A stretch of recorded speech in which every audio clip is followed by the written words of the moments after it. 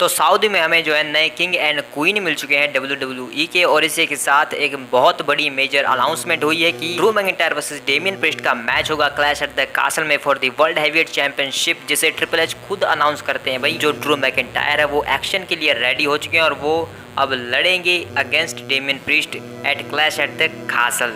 तो भाई ये बहुत बड़ी चीज़ है कि ट्रिपल एच ने खुद आके इस मैच को अनाउंस किया है और ट्रिपल एच ने खुद जो है ड्रू मैकिंटायर की मेडिकल हालत के बारे में हमें बताया। तो भाई सिंपल सी बात यही है कि ड्रू मैकिंटायर को WWE जो है बहुत बड़ा आगे दिखा रही है, क्योंकि हो सकता है कि उनका जो ट्रस्ट है वो कोडी से हट चुका है, इसीलिए अब ट्रिपल एच जो है वो ड्रू मैकिंटायर के ऊपर ही फोकस करने वाले मे बी। तो शो की बात करते तो भाई मेन शो स्टार्ट होने से पहले जो है countdown king and queen of the ring हुआ था, जिसके अंदर हमें एक वुमेन्स टैग टीम मैच देखने को मिला था। इंडी हार्टवेल, कैंडिस लेरे versus Bianca Belair and चेड gargle for the WWE tag team championship के लिए।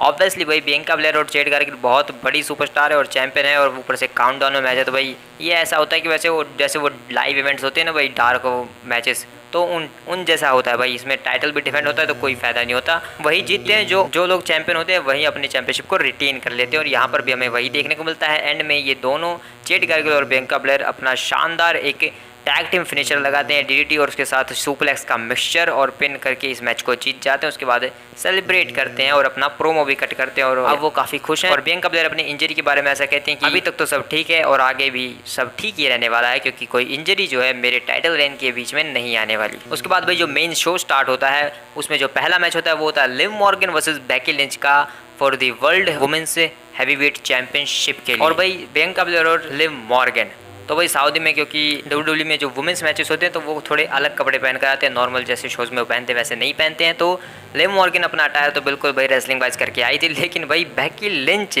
भाई वो एकदम ऐसे बिजनेस टाइकून जैसा कुछ होता है भाई, उस तरीके से अपना स्टाइल करके आई थी। ऊपर से भाई वो ड्रिप गॉड सेथ रॉलिंस की वाइफ है और खुद भी इतनी ड्रिप रहती है हमेशा, तो उन्हें स्टाइल दिखाना तो ज़रूरी था ना। तो इस तरीके से उन्होंने क्या क्रिएटिविटी इस्तेमाल की है भाई, यहाँ पर उनका जो सूट था काफ़ी बढ़िया था भाई।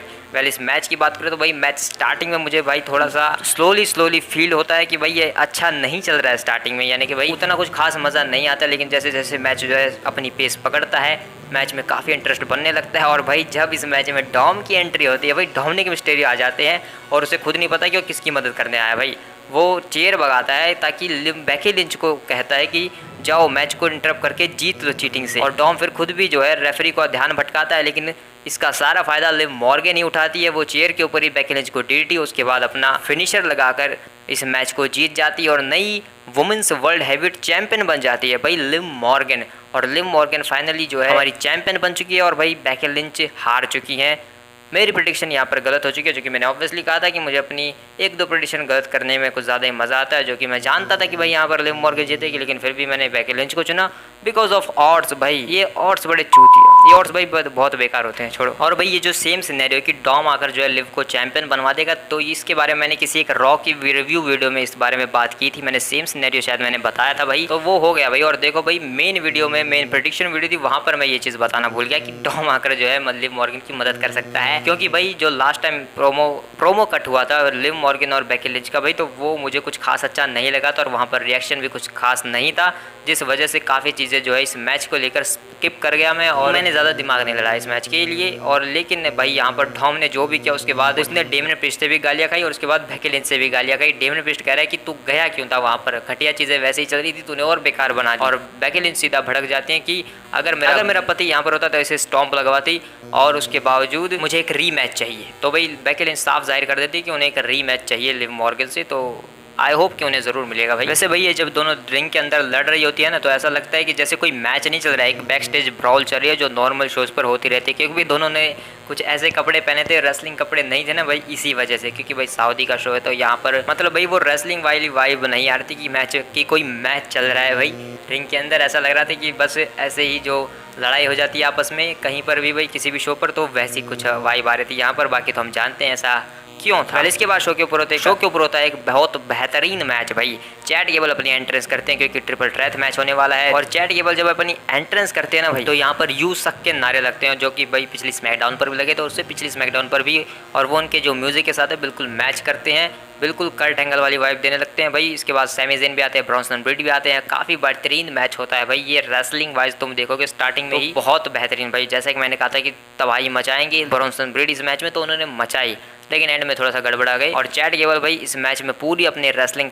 कैपेबिलिटी दिखा देते हैं, सैमी ज़ेन भी बेहतरीन चीजें करते हैं। तो भाई ये मैच तो बहुत बैंगर होता है, हमें एक पावर बॉम्ब देखने को मिलता है। ब्रॉन्सन ब्रीड भाई चैट गेबल और सैमी ज़ेन दोनों को एक साथ टॉप रोप से पावर बॉम्ब लगा देते हैं। चैट गेबल जब सैमी ज़ेन को एक एंकल लॉक में फंसाते हैं तो यहाँ पर जो है ब्रॉन्सन ब्रीड आ जाते हैं, जिस वजह से वो फिर ब्रॉन्सन ब्रीड को भी उस एंकल लॉक में फंसा देते हैं, लेकिन सैमी ज़ेन यहाँ पर आकर चैट गेबल को भी एंकल लॉक में फंसा देते हैं। और यहाँ पर एक साथ में हर कोई बंदा भाई सबमिशन लॉक लगा के बैठा है, सैमी ज़ेन चैट गेबल को, चैट गेबल ब्रॉन्सन ब्रीड को, लेकिन ब्रॉन्सन ब्रीड उठकर आ जाते हैं तो सैमी ज़ेन उन्हें एक शानदार अंडर पावर बॉम्ब लगा देते हैं यहाँ पर, लेकिन उस पर किक आउट हो जाता है। इसके बाद ब्रॉन्सन ब्रीड इसमें तबाही मचाने की कोशिश करते हैं, लेकिन सैमी ज़ेन काउंटर अटैक्स करते हैं, और जब वो हलवा किक के लिए जाते हैं तो यहाँ पर चैट गेबल आकर भाई 2 सुप्लेक्स लगाते हैं, लेकिन फिर सैमी ज़ेन रिवर्सल करते हैं और वो भी 2 सुप्लेक्स लगाते हैं, जर्मन सुप्लेक्सेस, और फिर यहाँ पर ब्रॉन्सन ब्रीड आ जाते हैं भाई, और ब्रॉन्सन ब्रीड जो है सैमी ज़ेन को पकड़ लेते हैं, लेकिन यहाँ पर चैट गेबल रिवर्सल करते हैं, चैट गेबल सबसे पीछे जाते हैं और चैट गेबल ब्रॉन्सन ब्रीड को, और ब्रॉन्सन ब्रीड सैमी ज़ेन को पकड़े हुए होते हैं जर्मन सुप्लेक्स में, और यहाँ पर एक शानदार बेहतरीन जर्मन सुप्लेक्स देखने को मिलता है। एक साथ ये तीनों बंदे जर्मन सुप्लेक्स लगा देता है। उसके बाद वही ब्रॉन्सन ब्रीड को ओटिस से पिटवाता है, और फिर ओटिस को कहता है कि चल इसे भी मार, सैमी ज़ेन को भी मार, लेकिन भाई ओटिस यहाँ पर मना कर देते हैं मारने से, और फिर चैट गेबल कहते हैं कि चल मेरे साथ मिलकर मार, लेकिन ओटिस नहीं मारते हैं भाई। फिर जो है ओटिस के ऊपर भड़क जाते हैं यहाँ पर चैट गेबल, और उसे धक्का देते हैं और फिर एक चाटाई मारते हैं, और समझ मार मुझे, मार मतलब इसे मार, अब मार सैमी ज़ेन को। और इस बार भाई ओटिस मारने जाते हैं सैमी ज़ेन को, लेकिन सैमी ज़ेन हट जाते हैं, और वो क्लोज लाइन लगती है जाकर सीधा चैट गेबल को, और चैट गेबल का रिएक्शन होगा भाई मुझे क्यों मार दिया, इसको मारना था। और इसका फायदा उठाकर सैमी ज़ेन जो है रिंग के अंदर जो है अपना हलवा किक कनेक्ट कर देते हैं ब्रॉन्सन ब्रीड के ऊपर, और फिर पिन होता है 1 2 3, और सैमी ज़ेन अपनी चैंपियनशिप को रिटेन कर लेते हैं ब्रॉन्सन ब्रीड के ऊपर पिन करके। तो भाई जो कि आई थिंक थोड़ी सी घटिया चीज़ लगी, क्योंकि ब्रॉन्सन ब्रीड भाई वो पहली बात तो रिंग के अंदर गया कैसे भाई, वो बाहर पिटा था। चैट गेबल जो यहाँ पर पूरी तरीके से गुस्सा है, नाराज है ओटिस से भाई। तो भाई इस मैच का जो एंडिंग थी वो भाई ब्रॉन्सन ब्रीड की तरफ से मुझे थोड़ी सी बेकार से लगी, क्योंकि भाई ब्रॉन्सन ब्रीड को आई थिंक कि इस तरीके से तो नहीं प्रेजेंट करना चाहिए था, उन्हें वहाँ पर रिवर्सल करने की ज़रूरत थी, क्योंकि वो अंदर कैसे गए, फिर अंदर गए भी तो फिर उन्होंने सीधा हलवा की खा ली, तो वहाँ पर रिवर्सल करके थोड़ी देर और चला सकते थे इस मैच को, क्योंकि ब्रॉन्सन ब्रीड इतना कमज़ोर को नहीं दिखाते। इस बात पर ब्रॉन्सन ब्रीड भी कहते हैं कि देखो सिर्फ ओटिस की वजह से मैं हारा हूँ, तो सबसे पहले मैं अल्फा अकेडमी से लड़ूंगा, उसके बाद जाकर मैं सैमी ज़ेन से अपनी चैंपियनशिप ले लूँगा। इसके बाद भाई यहाँ पर इस मैच के दौरान QR कोड भी हमें देखने को मिलता है अंकल हाउडी का, जिसमें भाई हमें बियंका ब्लेयर और वर्सेस बेली के 2K24 के गेम के मैच के ग्लिम्स दिखाए जाते हैं। मतलब ये क्या बात हुई भाई, और एक्चुअल में वो अंकल हाउडी का ही था, लेकिन इसमें कॉल वगैरह होती है, लेकिन भाई मैं ज़्यादा बात इसके बारे में नहीं करता, क्योंकि भाई कुछ होता ही नहीं, लास्ट में कनेक्शन लॉस्ट हो जाता है, और फिर भाई अंकल हाउडी का कोई रिटर्न कुछ नहीं होता है भाई king and queen of the ring में। तो भाई इसलिए मैंने इसके बारे में बातें करना ही बंद कर दिया, QR कोड्स के वगैरह के बारे में ज़्यादा डिटेल में नहीं जाता हूँ, इसीलिए भाई क्योंकि कुछ हो ही नहीं रहा है भाई, कुछ ज़्यादा स्ट्रेच करते हैं इन चीज़ों को। इसके बाद भाई नाया जैक्स वर्सेस लाइरिया वेल्केरिया का क्वीन ऑफ द रिंग के लिए फाइनल्स में मैच होता है, और भाई लाइरिया वेल्केरिया की एंट्रेंस काफी बढ़िया थी भाई, वो खुद वेल्करी बन के आ गई, और इस मैच में भाई पूरी तरीके से नाया जैक्स पूरी तरीके से डिस्ट्रॉय करती हैं भाई, पूरी तरीके से अपना डोमिनेंस दिखाती हैं लाइरिया वेल्केरिया के ऊपर। लाइरिया वेल्केरिया कई बार जो है काउंटर करने का ट्राई करती हैं, इस मैच में पकड़ बनाने की कोशिश करती हैं, लेकिन हर बार नाकामयाब रहती हैं, जो कि भाई मुझे पर्सनली कुछ ज़्यादा अच्छा नहीं लगा, क्योंकि लाइरिया वेल्केरिया को इस तरीके से प्रेजेंट किया गया था पूरे टूर्नामेंट में कि वो डोमिनेटिंग है, लेकिन फाइनल्स में आकर भाई उनकी जो नाया जैक्स के सामने भाई उनका बिल्कुल ही ऐसे दिखा जाए कि कुछ कर ही नहीं सकते। तो भाई एंड में यहाँ पर लाइरिया वेल्केरिया जो है टॉप रोप से नाया जैक्स को एक पावर बॉम्ब देने का ट्राई करती हैं, लेकिन नाया जैक्स भाई तो भाई नाया जैक्स वहाँ से सीधा ही नीचे गिर कर जाती हैं, और वो अपना वाहियात सा फिनिशर एनालाइटर जो है काउंटर करके इस पावर बॉम्ब को कनेक्ट कर देती हैं। मतलब भाई वो लाइरिया वेल्केरिया पावर बॉम्ब की पोजीशन में होती हैं, लेकिन नाया जैक्स अपना पूरा वजन भाई लाइरिया वेल्केरिया के ऊपर डाल देती हैं, जिस वजह से यहाँ पर पिन भी हो जाता है। फिर 1 2 3 और नाया जैक्स जो है यहाँ पर क्वीन जैक्स बन जाती है ऑब्वियसली भाई, और फिर यहाँ पर ट्रिपल एच आते हैं, नाया जैक्स की जो है ताजपोशी करते हैं, यहाँ पर उसे हक करते हैं, उसको जो है क्राउन करते हैं भाई, यहाँ पर ताज पहनाते हैं, और नाया जैक्स यहाँ पर प्रोमो भी कट करती हैं, जिसमें वो कहते हैं कि अब मैं क्वीन तो बन गई और अब बहुत जल्द मैं चैंपियन भी बनने वाली हूँ समर स्लैम। तो भाई काफ़ी सही हुआ कि नाया जैक्स जो है वो क्वीन बन चुकी हैं और ये मैच भी भाई सही था जिस तरीके से इसको दिखाया गया। नाया जैक्स का डोमिनेशन हमें पूरा देखने को मिला और नाया जैक्स यहाँ पर पूरी तरीके से सेलिब्रेट करती है और फिर चली जाती है। इसके बाद शो के ऊपर होता है भाई हमारा main match Gunther versus Randy Orton का किंग ऑफ द रिंग के लिए फाइनल्स मैच। और भाई स्टार्ट में ये मैच जो है काफ़ी अच्छे तरीके से स्टार्ट होता है। दोनों एक दूसरे को पकड़ कर भाई वो रेसलिंग वाली जो वाइब होती है उस तरीके से एक दूसरे के ऊपर जो है अपना जोर दिखाने की कोशिश करते हैं, चॉप्स लगाने की कोशिश करते हैं। तो रैंडी ऑर्टन भड़क के भाई फिर मुक्केबाजी करने लगते हैं और रैंडी ऑर्टन यहाँ पर आरकेओ की कोशिश करते हैं लेकिन गुंथर उससे बच जाते हैं भाई और रैंडी ऑर्टन अपनी पीठ के बल गिर जाते हैं। और फिर गुंथर का रिएक्शन ऐसा होता है कि बच गया भाई, अभी जहर लग जाता मुझे, काट लेता भाई सांप अभी मुझे। लेकिन इसके बाद भाई रैंडी ऑर्टन को जो बैक में होता है भाई वो उसको सेल करते हैं पूरे मैच में और गुंथर जो है इस मैच में फिर भाई लैरियट्स भी लगाते हैं, चॉप्स भी लगाते हैं। रैंडी ऑर्टन की तरफ से भाई स्कूप स्लैम्स देखने को मिलते हैं, एक ही देखने को मिलता है भाई। विंटेज ऑर्टन डीडीटी भी लगती है भाई मैच में। और रैंडी ऑर्टन जब पहली बार आरकेओ के लिए कॉल इन करते हैं तो गुंथर उसे जो है रिवर्सल करते हैं और यहाँ पर स्लैम लगाते हैं। उसके बाद टॉप रोप से स्प्लैश लगाते हैं जहाँ पर वो थोड़े से बॉच हो गए थे, यानी कि उनका जो पैर है वो गिरने लगा था लेकिन वो संभल जाते हैं और अपना स्प्लैश कंप्लीट करते हैं यहाँ पर। और उसके बाद किक आउट हो जाता है तो गुंथर दूसरा स्प्लैश लगाने जाते हैं जिसे ऑब्वियसली रैंडी ऑर्टन जो है वो काउंटर कर देते और यहाँ पर उठकर एक पिक्चर परफेक्ट आरकेओ, भाई क्या क्लीन आरकेओ हमें देखने को मिलती है। लेकिन रैंडी ऑर्टन की बैक इंजरी, उनके नी इंजरी, उसकी वजह से वो पिन नहीं कर पाते, काफ़ी लेट हो जाते हैं और गुंथर जो है रिंग साइड पर चले जाते हैं जिस वजह से यहाँ पर पिन होता ही नहीं है। और रैंडी ऑर्टन फिर बाहर आते हैं, टेबल के ऊपर जो है 2 स्लैम लगाते हैं क्योंकि तीसरा जब वो लगाने जाते हैं तो गुंथर रिवर्सल कर देते हैं लेकिन रैंडी ऑर्टन फिर से यहाँ पर काउंटर करते हैं और उसके बाद तीसरा जो स्लैम है उसे कंप्लीट करते हैं यहाँ पर। उसके बाद रैंडी ऑर्टन जब रिंग के अंदर जाने लगते हैं तो गुंथर भी रिंग के अंदर को पहले ही फेंक देते हैं गुंथर को, जिस वजह से यहाँ पर गुंथर जो है सीधा पैर के ऊपर अटैक करने लगते हैं रैंडी ऑर्टन के। भाई वो उस इंजर्ड नी के ऊपर ही पूरी तरीके से अटैक करते हैं, उसके ऊपर भाई पहली बार सबमिशन होल्ड लगाते हैं जिसे रैंडी ऑर्टन रिवर्सल कर देते हैं। एक बार तो उसे तोड़ देते हैं, ब्रेक कर देते हैं, लेकिन गुंथर आकर दोबारा लगा देते हैं। दूसरी बार भी रैंडी ऑर्टन यहाँ पर ब्रेक करते हैं लेकिन गुंथर फिर से आकर लगा देते हैं भाई उसी नी के ऊपर वो सबमिशन होल्ड, वो शार्प शूटर भाई। लेकिन इस बार रॉब ब्रेक करवा देते हैं रैंडी ऑर्टन और इस बार जब रैंडी ऑर्टन उठते हैं तो वो सीधा ही एक आरकेओ कनेक्ट कर देते हैं और ये भी पिक्चर परफेक्ट आरकेओ भाई। पिन होता है 1-2 लेकिन किक आउट भाई गुंथर है भाई ऑब्वियसली, लेकिन गुंथर यहाँ पर सीधा उठते हैं भाई, उनके अंदर वो फायर्ड अप एनर्जी पता नहीं कब कहाँ से आ जाती है और पिन होता है 1-2-3। गुंथर इस मैच को जीत जाते हैं। ट्रिपल एच आते हैं, उन्हें क्राउन देते हैं भाई, देते हैं क्राउन, पहनाते नहीं है जैसे नाया जैक्स को पहनाया भाई। तो पता नहीं भाई गुंथर ने क्यों पहना नहीं या फिर king of the king triple H ने पहनाया क्यों नहीं। इसके बाद यहाँ पर यू डिजर्व के नारे लगते हैं गुंथर के लिए, लेकिन गुंथर कहते हैं भाई देखो मुझे मत समझाओ कि मैं क्या डिजर्व करता हूँ, मैं जीत चुका हूँ और मैं चैंपियन भी बनूंगा और मैं यहाँ पर सबसे बेस्ट हूँ, ये मैंने साबित कर दिया है फिलहाल। और गुंथर भी जो है इस क्राउन को नहीं पहनते हैं यहाँ पर और गुंथर जो है इसका जवाब भी देते हैं कि हाँ ठीक है मैं जीत गया हूँ, अब मैं किंग बन चुका हूँ, तो वैसे ही क्राउन बड़ा अच्छा है लेकिन मैं इसे पहनने वाला तो नहीं हूँ अभी के लिए। लेकिन यहाँ पर एक कंट्रोवर्सी हो जाती है क्योंकि भाई जब रैंडी ऑर्टन को पिन हुआ था तो वहाँ पर 1 और 2 के ऊपर ही भाई जो रैंडी ऑर्टन के जो शोल्डर्स हैं वो कनेक्ट नहीं थे मैट से, और रूल्स के अकॉर्डिंग अगर मैट से शोल्डर्स टच नहीं है तो पिन नहीं हो सकता, जिसका मतलब है कि रैंडी ऑर्टन के साथ जाती हुई है, उनके साथ गलत किया गया है, रैंडी ऑर्टन मैच को नहीं हारे हैं। जिसका जवाब ट्रिपल एच खुद देते हैं कि वो कहते हैं कि रैंडी ऑर्टन एक रीमैच डिजर्व करते हैं, तो ऑब्वियसली शायद उन्हें एक रीमैच मिलेगा और शायद वो किंग के क्राउन के लिए होने वाला है, जो कि आई थिंक गुंथर समझ गए थे, शायद इसलिए उन्होंने जो है ताजपोशी खुद की नहीं की, या फिर हो सकता है कि वो खुद का एक कस्टम ताज लाने वाले हैं, खुद की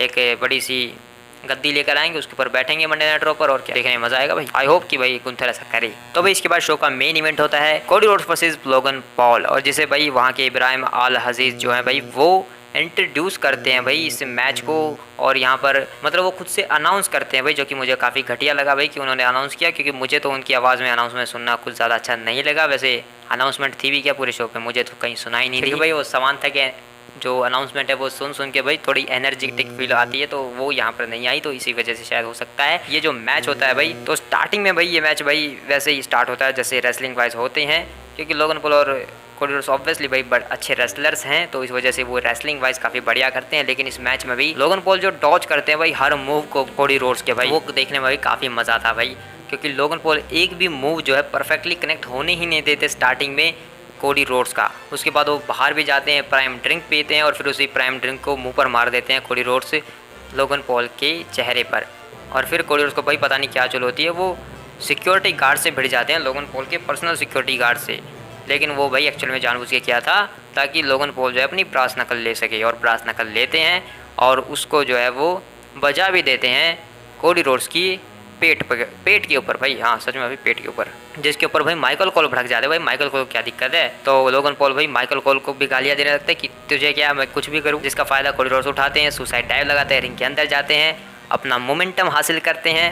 और यहाँ पर फिर जब कोडी कटर देने के लिए जाते हैं तो इसे भी क्या परफेक्टली डॉज करते हैं भाई लोगन पॉल। उसके बाद इन दोनों में भाई थोड़ी सी मुक्केबाजी होती है जिसमें भाई कोडी रोड्स जीत जाते हैं। भाई कोडी रोड्स मुक्केबाजी जीत जाते हैं और अपने वो जो उनके फादर के जो ट्रिब्यूट देते हैं वो उस तरीके से, तो वो वाले मुक्के यहाँ पर लगाते हैं। उसके बाद अपना फिगर 4 लेग लॉक लगाते हैं जिससे रोप ब्रेक हो जाता है। लेकिन फिर कोडी रोड्स लगाते हैं कोडी कटर, जिसके ऊपर होता है किक आउट। के भाई पिन ही क्यों करते हैं, पहली बात तो ऐसे मूव्स लगाकर, पता है भाई फिनिशर लगाओ।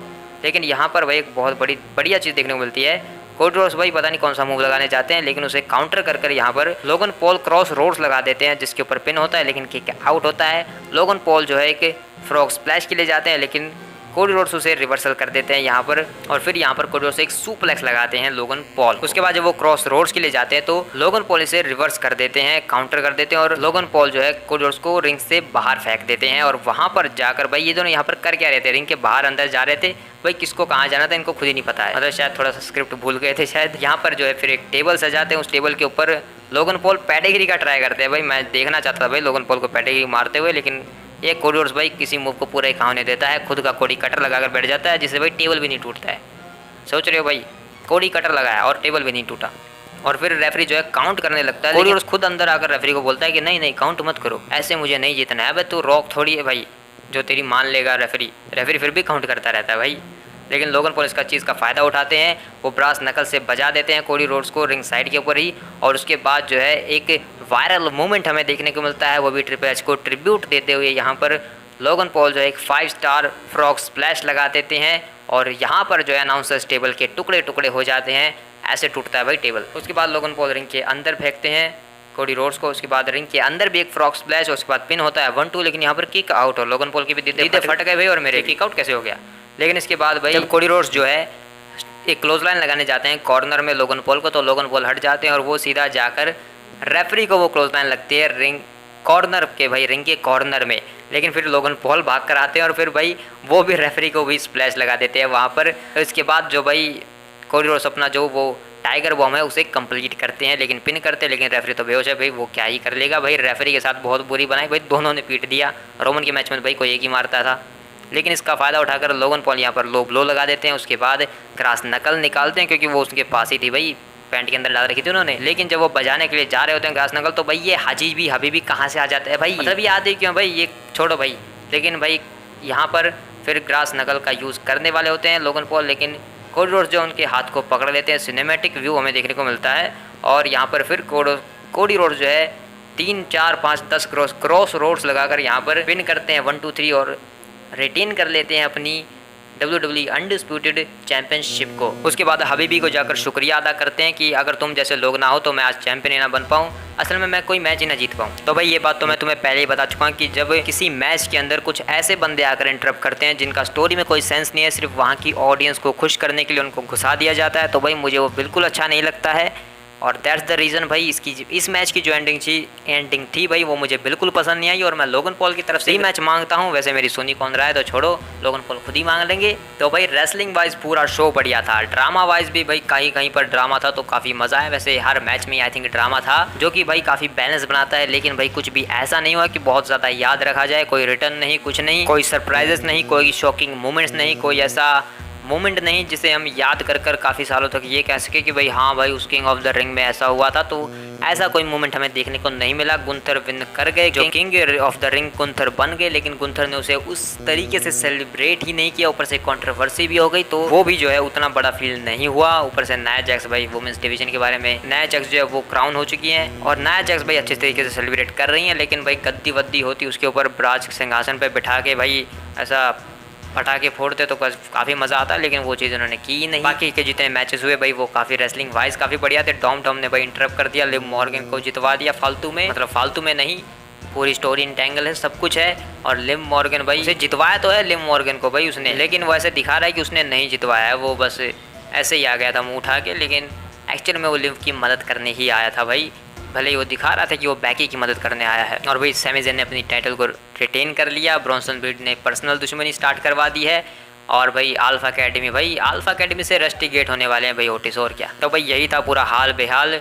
मेरी सिर्फ एक ही प्रेडिक्शन गलत हुई, वो था बेकी लिंच और लिव मॉर्गन। अगर तुमने वो वीडियो देखी तो मैंने कहा था कि मुझे तो काफ़ी शौक है अपनी, मैं जानता हूँ कि इस मैच में भाई लिव जीतने वाली, उसके बावजूद मैंने जानबूझकर बेकी को किया पिक, क्योंकि मुझे शौक है अपनी एक प्रेडिक्शन गलत करवाने का ना भाई। सब उस ना रॉक जो पिछला रॉ था उसमें जो बेकी लिंच और लिव का प्रोमो हुआ, बस उस वजह से वहाँ पर मेरा दिमाग ज़्यादा मैंने चलाया नहीं उस मैच में, इसी वजह से ऐसा कुछ हुआ, नहीं तो मैं परफेक्टली करता। मैं ये ड्रू मैकिंटायर की तरह बहाने क्यों मार रहा हूँ।